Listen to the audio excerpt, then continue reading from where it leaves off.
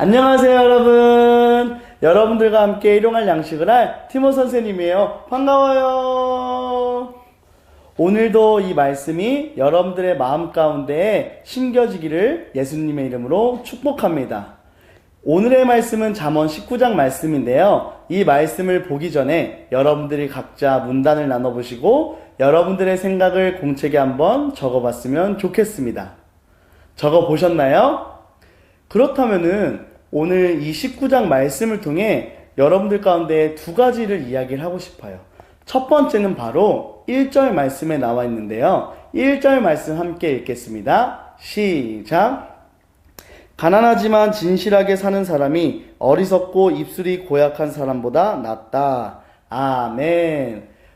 1절 말씀에 보면은 가난하지만 진실된 사람이 나와 있고 또한 어리석고 입술이 고약한 사람이 나와 있어요. 근데 선생님은 이 입술이 고약한 사람을 한번 이렇게 풀이를 해봤어요.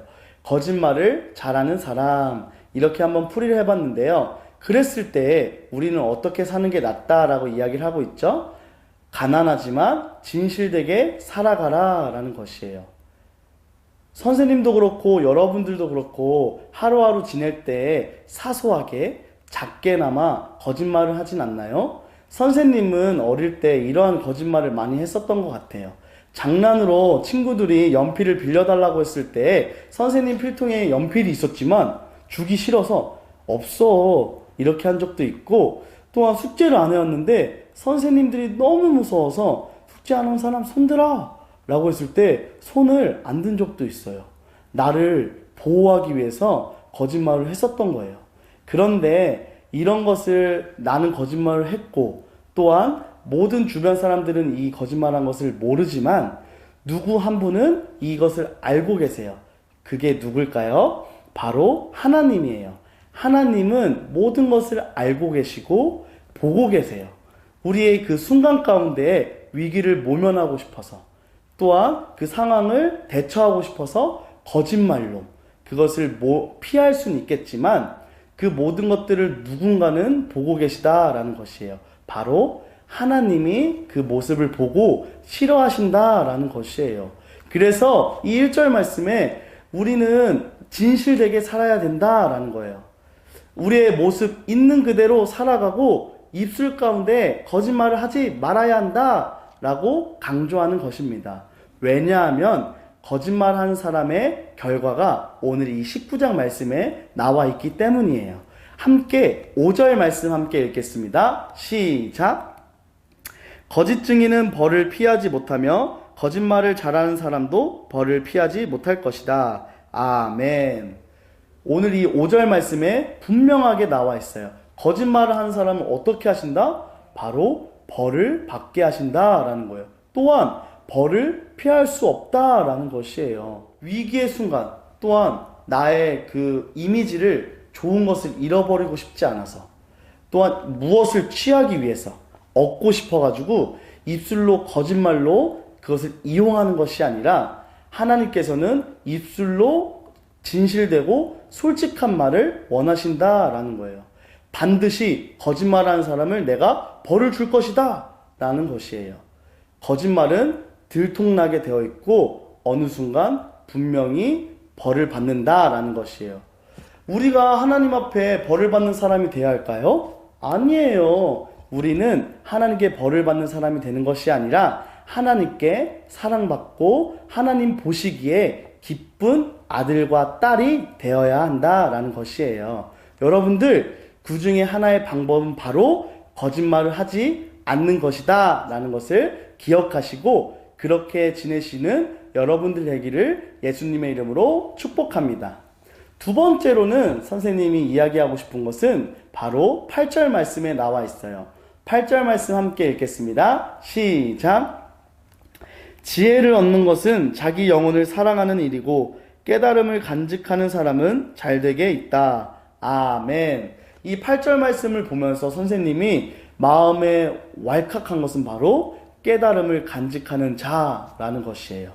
이 말이 너무 어렵죠? 선생님은 그래서 이렇게 한번 풀이를 해봤어요. 무엇이냐면은 매주 선포되는 깨달음을 주시는 하나님의 말씀을 기억하고 잊지 않도록 노력하자라고 이렇게 풀이를 한번 해봤어요. 하나님의 말씀을 간직하기 위해서, 잃어버리지 않기 위해서 우리는 노력해야 합니다. 예를 들어 자전거를 처음부터 우리가 잘 탈 수 있을까요? 아니에요. 자전거도 매번 연습을 해야 돼요. 몇 번은 쓰러지고 상처나고 균형도 잡아보고 그러다 보니 어느 순간 균형을 잡게 되고 자전거를 잘 타게 되는 것처럼 말씀 또한 우리가 매주 말씀이 선포될 때에 그것을 잃어버리지 않도록 노력을 해야 돼요. 어떻게 노력해야 될까요? 바로 행동하는 것이에요. 말씀을 기억한 대로 그대로 그 순간부터 순종하고 행동하는 것을 말하는 것입니다.